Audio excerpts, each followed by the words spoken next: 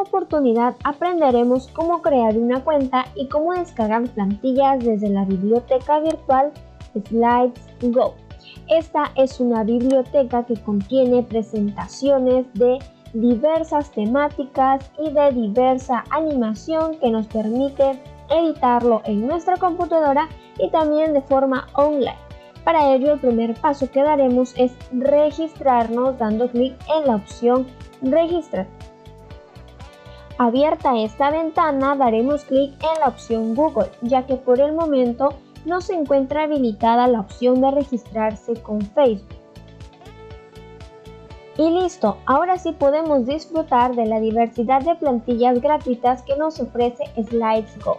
Una limitación es que solo se nos permite descargar de 1 a 10 plantillas por mes y la contabilización la podremos ver aquí cuando presionemos o demos clic sobre nuestra foto.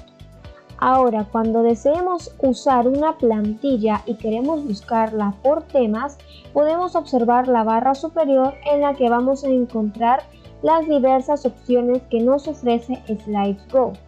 Si es que no deseamos usar esas de allí, podemos ir al buscador, dar clic y colocar la palabra clave. En este caso, yo colocaré la palabra ciencia y daré clic en el buscador.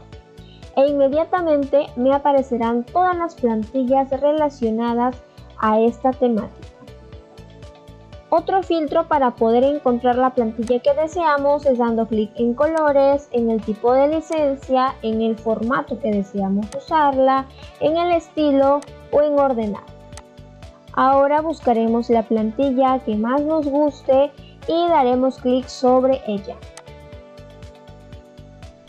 En este caso podemos visualizar si es que todas las páginas o todos los estilos en esta plantilla son los que nos gustan. Si es la plantilla que hemos elegido, podemos usarla de manera online dándole clic en Google Slides o descargándola en nuestra computadora dándole clic en PowerPoint.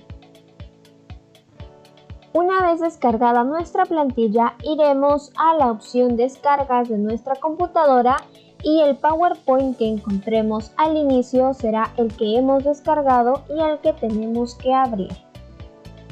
Para poder usar nuestra plantilla daremos clic en la opción Habilitar edición y de esta manera podremos modificar el texto, el tipo de letra, el color que nosotros deseemos en nuestra plantilla.